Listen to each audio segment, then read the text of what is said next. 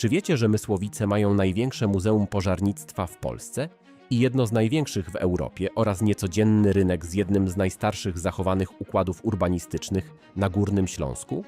W tym mieście można znaleźć również Kościół Narodzenia Najświętszej Maryi Panny, czyli najstarszą zachowaną świątynię w mieście, Kościół Najświętszego Serca Pana Jezusa z charakterystyczną 70-metrową wieżą, kaplicę świętego Jana Chrzciciela zwaną Kaplicą Jarlików.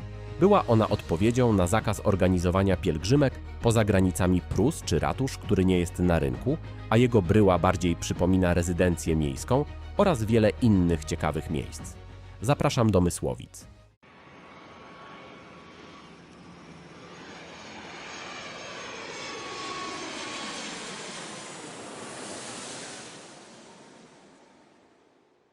Mysłowice bez wątpienia nie kojarzą się z turystyką. To miasto często kojarzone jest z kopalniami, starymi familokami, czy po prostu brzydkim miejscem. Postrzegane jest jako jedno z klasycznych miast przemysłowego Śląska. Przez dziesięciolecia rozwijało się dzięki kopalniom węgla, hutnictwu i kolei. Mysłowice w statystykach przestępczości klasyfikowane są bardzo wysoko. Warto jednak pamiętać, że to jedno z najstarszych miast Górnego Śląska. Przez wieki było ważnym punktem handlowym na szlaku między Krakowem a Wrocławiem, a później stało się miejscem znanym w całej Europie z powodu niezwykłego położenia granicznego. Pierwszy dokument potwierdzający miejski status Mysłowic pochodzi z 1360 roku. Historycy zwracają jednak uwagę, że miasto musiało istnieć wcześniej. Już na początku XIV wieku wzmiankowano miejscowy rynek. Według jednej z najczęściej przyjmowanych teorii, nazwa Mysłowice wywodzi się od starosłowiańskiego imienia Mysław lub Mysł. Oznaczałaby więc osadę potomków Mysława. Z tym tłumaczeniem wiąże się także charakterystyczny herb miasta przedstawiający męską głowę. Przez stulecia Mysłowice należały kolejno do Czech, monarchii Habsburgów i Prus. Właścicielami miasta były znane śląskie rody, m.in. Mieroszewscy i Sułkowscy. W swojej historii miasto gościło tak znane osoby jak chociażby Charles de Gaulle oraz Fidel Castro. Czy w Mysłowicach są jakieś atrakcje turystyczne? Moim zdaniem tak. Aby się tego dowiedzieć, obejrzyj film do końca. Historia Kościoła Świętego Krzyża rozpoczyna się z końcem XVI lub początkiem XVII wieku. Według tradycji właśnie tutaj znajdował się najstarszy ośrodek kultu religijnego w mieście. Architektonicznie kościół jest wyjątkowy. Wzniesiono go na planie ośmioboku i zwieńczono dzwonowatą kopułą z latarnią.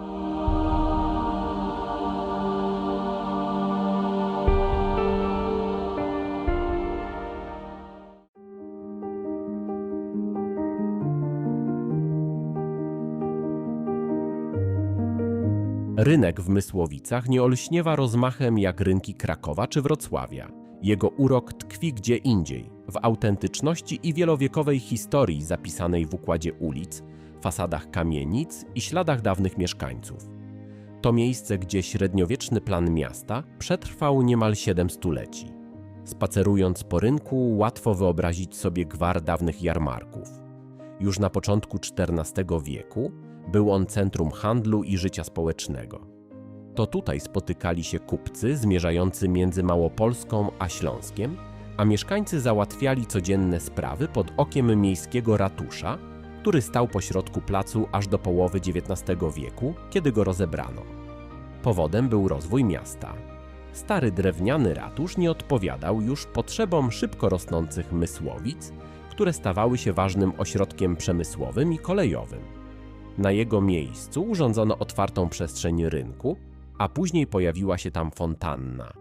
Dzisiejszy rynek zachował swój charakterystyczny, prostokątny kształt. Wychodzą z niego historyczne ulice, które niegdyś prowadziły do miejskich bram. Układ ulic odchodzących od rynku praktycznie nie zmienił się od czasów średniowiecza. To jeden z najstarszych zachowanych układów urbanistycznych na Górnym Śląsku. Rynek otaczają kamienice z końca XIX i początku XX wieku. Świadectwo czasów, gdy rozwój kolei i przemysłu uczynił Mysłowice jednym z ważniejszych miast regionu. Rynek w Mysłowicach jest zupełnie inny od typowych rynków w Polsce. Z pewnością nie należy do tych najpiękniejszych, ale spacer po nim w słonecznej pogodzie jest całkiem przyjemny. W samym sercu mysłowickiego rynku stoi postać, która nie tylko zdobi plac, ale także opowiada historię miasta. Fontanna świętego Jana Chrzciciela, odsłonięta w 2004 roku, przedstawia patrona Mysłowic stojącego w wodach Jordanu. W dłoni trzyma muszlę, symbol chrztu, i wykonuje gest, jakby błogosławił całe miasto.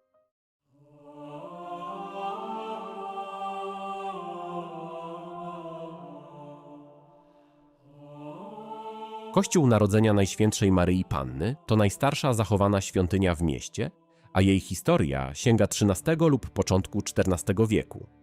Położony zaledwie kilkadziesiąt metrów od rynku, kościół przetrwał wojny, pożary i liczne przebudowy. W 1587 roku został zniszczony podczas walk związanych z próbą zdobycia polskiego tronu przez arcyksięcia Maksymiliana Habsburga. Odbudowany dzięki wsparciu miejscowych właścicieli dóbr, otrzymał renesansowy charakter, który do dziś można odnaleźć w jego bryle. Największa przebudowa nastąpiła w XVIII wieku. Wówczas świątynia została powiększona, otrzymała nowe prezbiterium, bogatsze wyposażenie i elementy barokowego wystroju. Wnętrze wzbogaciły sztukaterię, ołtarze i polichromię, które sprawiają, że po przekroczeniu progu trudno uwierzyć, iż z zewnątrz kościół wydaje się tak skromny.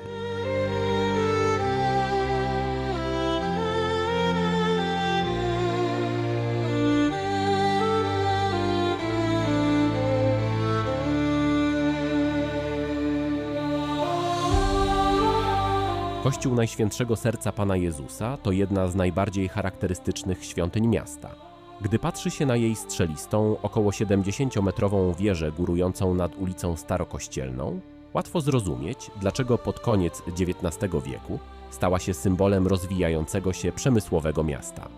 Budowę rozpoczęto w 1888 roku, a ukończono 3 lata później. Powstała w stylu neogotyckim z czerwonej cegły na planie Krzyża Łacińskiego. Była odpowiedzią na gwałtowny wzrost liczby mieszkańców Mysłowic w epoce rozwoju górnictwa i kolei, kiedy dotychczasowe świątynie przestały wystarczać miejscowej społeczności. Największe wrażenie robi bryła kościoła. Wysoka wieża, ostrołukowe okna, bogato zdobione portale i smukłe proporcje sprawiają, że budowla przypomina wielkie świątynie północnej Europy. Nad głównym wejściem znajduje się portal z przedstawieniem Chrystusa Dobrego Pasterza, a nad skrzyżowaniem naw wznosi się charakterystyczna sygnaturka. Kościół znajduje się w rejestrze zabytków województwa śląskiego wraz z przyległym cmentarzem i ogrodzeniem. Moim zdaniem to najbardziej efektowna świątynia miasta, która robi duże wrażenie. Będąc w Mysłowicach, na pewno warto ją zobaczyć. Sąd rejonowy to jeden z najbardziej charakterystycznych gmachów publicznych Mysłowic. Budynek powstał na początku XX wieku i stanowi znakomity przykład architektury eklektycznej. Jego monumentalna bryła miała podkreślać znaczenie pruskiego wymiaru sprawiedliwości w szybko rozwijających się Mysłowicach, które na przełomie XIX i XX wieku były ważnym ośrodkiem administracyjnym i przemysłowym.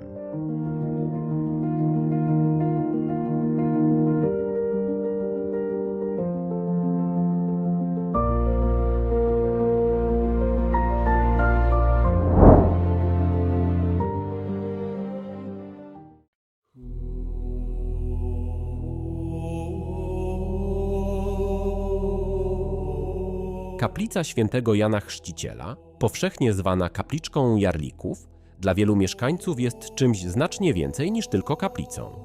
Jej dzieje rozpoczęły się w 1745 roku. Wówczas Jan Jarlik i jego żona, pochodzący z rodziny garncarzy, ufundowali niewielką kapliczkę przy dawnej drodze do mostu, prowadzącej ku przeprawie przez Czarną Przemszę. Nie był to przypadek. Po wojnach śląskich Mysłowice znalazły się pod panowaniem Prus, a król Fryderyk II zakazał organizowania pielgrzymek i procesji do miejsc kultu znajdujących się po drugiej stronie granicy. Dla mieszkańców, przywiązanych do wielowiekowych tradycji religijnych, był to dotkliwy cios.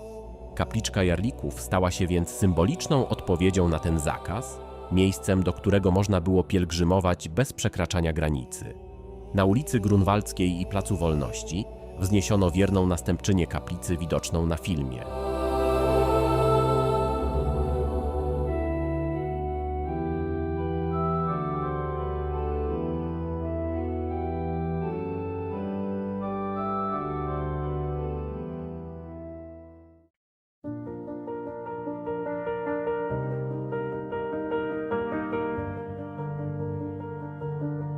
Ratusz w Mysłowicach to jeden z najbardziej rozpoznawalnych zabytków miasta. Choć dziś pełni funkcję siedziby władz miejskich, jego historia sięga znacznie głębiej niż sam XIX-wieczny budynek.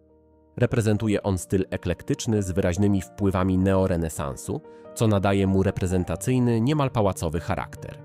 Przykuwającym uwagę elementem budowli jest narożna wieża, bogaty detal architektoniczny oraz ozdobne wejście z witrażem. Patrząc na ratusz od strony Placu Wolności, można zauważyć, że jego bryła bardziej przypomina rezydencję miejską niż klasyczny ratusz z centralną wieżą. To typowe dla wielu śląskich budynków administracyjnych drugiej połowy XIX wieku, gdy miasta chciały podkreślać swój rozwój gospodarczy i prestiż.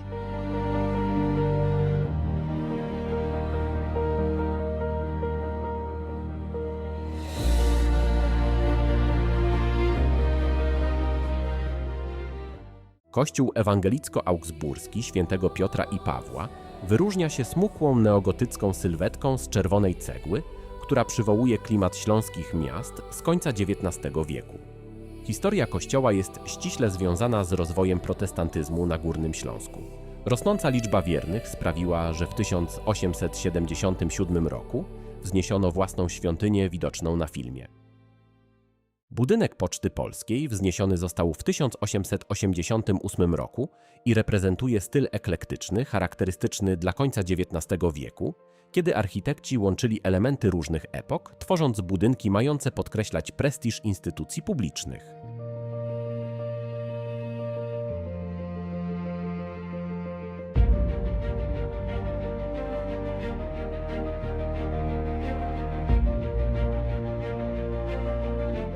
Przewiązka została wybudowana na początku XX wieku jako zadaszone przejście łączące budynek agentury emigracyjnej z zapleczem kolejowym. Dzięki niej emigranci mogli przemieszczać się pomiędzy budynkami bez konieczności wychodzenia na ulicę. Park Promenada powstał w drugiej połowie XIX wieku jako reprezentacyjna trasa spacerowa prowadząca do słynnego trójkąta Trzech Cesarzy, miejsca, gdzie spotykały się granice trzech europejskich mocarstw – Niemiec, Austro-Węgier i Rosji. Po gruntownej rewitalizacji park odzyskał dawny blask. Dziś można tu znaleźć wygodne alejki spacerowe rozciągające się wzdłuż Doliny Czarnej Przemszy, miejsca odpoczynku i ścieżki prowadzące w kierunku historycznych zakątków Mysłowic.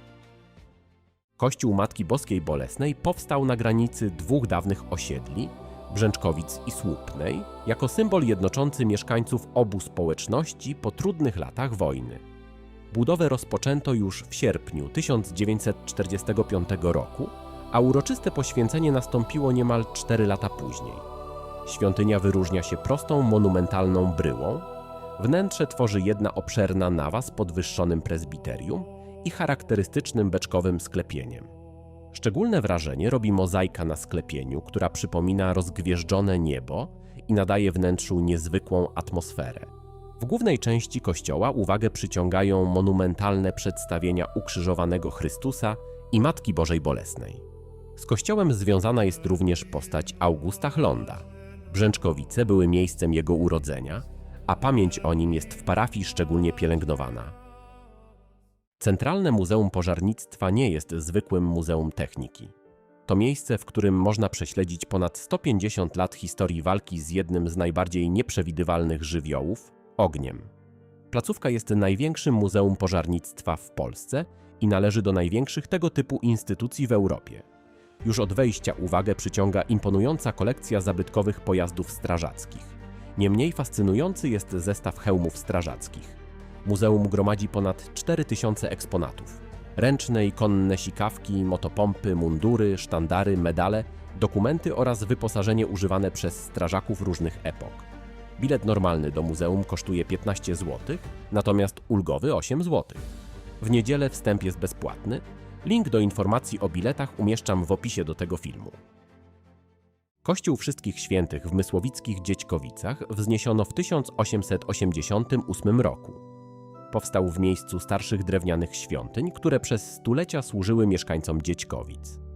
Architektura budowli jest typowym przykładem neogotyku, ale z wyraźnie śląskim charakterem. Smukła wieża, ostrołukowe okna, dekoracyjny portal i ceglane elewacje sprawiają, że kościół wygląda jak miniaturowa katedra osadzona pośród dawnej wiejskiej zabudowy. Wnętrze zachowuje harmonijną kompozycję sklepień, chóru muzycznego i detali architektonicznych. Szczególnie interesujące jest położenie kościoła. Dziećkowice przez wieki były odrębną miejscowością, a dziś stanowią część Mysłowic.